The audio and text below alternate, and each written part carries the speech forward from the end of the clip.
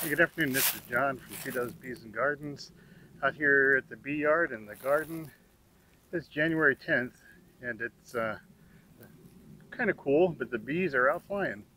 And I just wanted to take you through a little bit of a tour. It's been a little while since we've had a chance to catch up.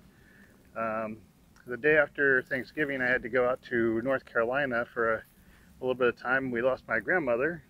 She was elderly and not completely unexpected, but needed to go out there and take care of some things with her estate, and just kind of getting caught up on some video stuff. So hang on, we'll get right to it. Well, here you can see the girls are very active. They're out foraging, maybe making cleansing flights. I want to say it's probably about 50 degrees today, and it's sun shining, obviously, but they're busy. And we've got all of our hives, and they're all doing well. I haven't opened them up in a little bit since freezing weather. We're trying to let them be bees. I think we're going to have a day in the 70s here coming up soon, and we'll probably come out here and check food and see how they're doing, open them up on that day when it gets really warm. Anyway, let me take you around to show you some other things.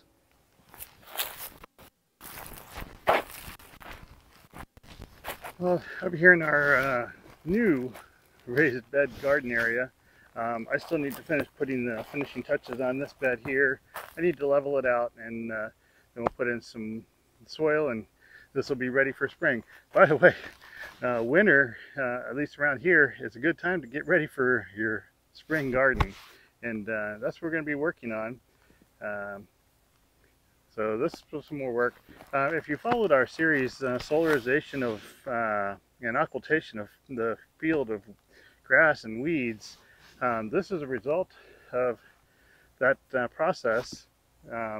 We've got these 4 beds in. We weren't planning on putting them in this year, but we were fortunate to get all of the wood and a lot of soil and some plants, and be able to put these in unexpectedly. That was a lot of hard work through the hot summer. You can see behind me the plants that we've had in here have taken a bit of a hit with the freezing weather that we've had. There's still some things in here that are alive. We've got some elephant garlic that you can see here behind me. On the far bed, that far side is full of regular garlic. There's probably about 200 bulbs of garlic that are growing over there. And there's some more frost hardy and plants that we have growing. And I don't need to show you all of them, but we've been harvesting some things. Some of our favorites were the rat-tail radish, which has now met its match. I got to get out here and clean these beds out. But it's been a work in progress, and having to be away for a while has been, this has fallen to the wayside for a little bit, but we're going to get back to it.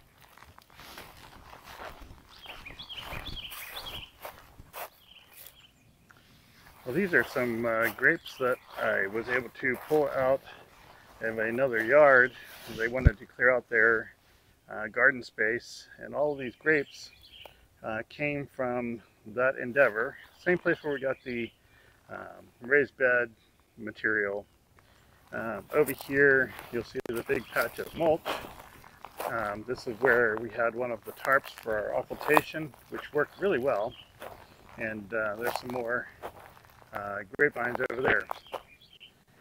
I don't think we had a chance to talk about this greenhouse, but Sarah and I, with the help of our son, managed to get this greenhouse up, and we've got some things growing in there. It's one of the Harbor Freight greenhouses, and we've cut back all of our peppers to overwinter them, and I have a couple of fig trees in here as well, protecting them from the cold weather. Some dragon fruit. I can't say how warm it is in here right now, but I would guess it's at least 80 degrees inside the greenhouse. And next to this greenhouse, this is where all our tomatoes were, and obviously they have long since met their past due date. But right next to them is my row of figs. And last year, probably about this time, I made a little video about all of our figs and fig endeavors. And we have managed to keep all of them alive. They're in these self-watering pots, mostly self-watering pots. We were able to get several figs from our first year figs this year. One of our favorites is this one right here. Let me show you the tag. The tag says LSU Purple. It is not an LSU Purple, so we call it our not LSU Purple fig. And it produces these at least golf ball size green figs that are just so tasty, wonderful. And I'm going to show you some more about our figs later. This monster right here is a mist flower. It was a bee's favorite going into fall. And we have some other plants. One of those ones sticking out there is a kidney wood. And these are all on our hugelkultur mound. And there's a video about how we put this whole hugelkultur mound together. And this kind of Medusa here is also a kidney wood. We're going to be coming out and trimming these up and giving them a little more shape in the very near future. Further over here is a watermelon bed. It also had potatoes in it earlier. In the spring had potatoes. In the fall we had summer, I guess, late summer. We had, and the seeds that we planted in here were, gosh, 12 years old, maybe 14 years old. They'd been sitting in an envelope, and we found them. We said, yeah, let's plant them and see if we get anything to grow. They grew. They're Jubilee watermelons. They came out to be about 20 pounds or so, and maybe I'll put in a picture here in the video so you can see. By the way, if you send me a comment and would like some of those Jubilee watermelons, I've got several of the seeds that we had, so I would be willing to send some to you, at least to a few people. I don't know how many we have, but send me a comment. Maybe send me an email to john@twodoves.com, and we can send a package of watermelon seeds out to you from our watermelons. They were wonderful, just so delicious. Jubilee watermelons, 20 pounds. Oh, just awesome. Back here in this cedar raised bed, elephant garlic, and there was a wall of Malabar spinach in these red pots. I don't know if you can see it or not. It's where I took down the Malabar spinach, the wall of it. It was just massive. And we have all the clippings put into our compost. I need to clear out this watermelon patch and pull out all the vines out of that. But we also had sweet potatoes that we tried to plant in here, and I'm a little nervous about that. They may actually come back and haunt me later. I know that if you don't clear out the sweet potatoes, that you may have them again and again and again. So we'll see. Anyway, we still got more work to do. We're going to build another cedar raised bed like this one here, this L-shaped one, just over here, further out, and kind of like a mirror to this one. And then we're planning to put an archway off of these posts to the other one. Right here is our berry bed that we put together. I think we started with raspberries in here, but they didn't do too well. I think there was something that happened to the raspberries that they just didn't take off.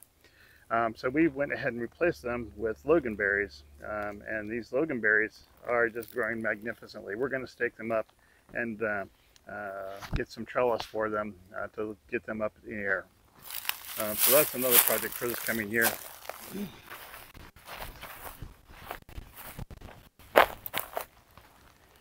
I brought you back over here to just show you another view. One of the things I want to do is coming through our gate from our house is about right in here.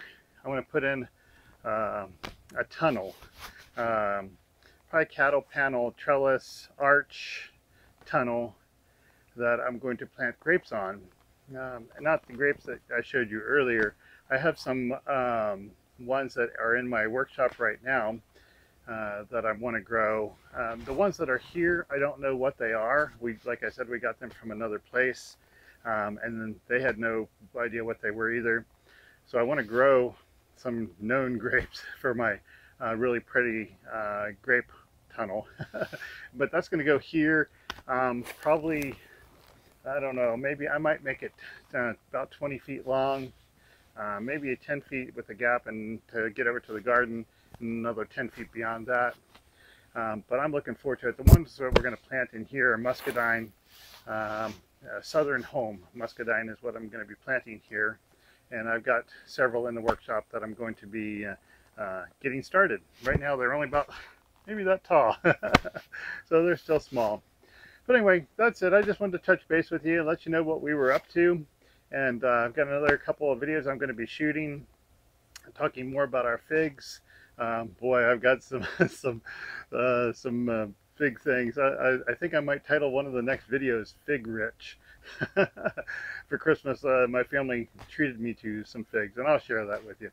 But anyway, this has been John at Two Doves Bees and Gardens, and just wanted to touch base and let you know what we were up to, and look forward to sharing some more time with you in the coming days. Thanks again.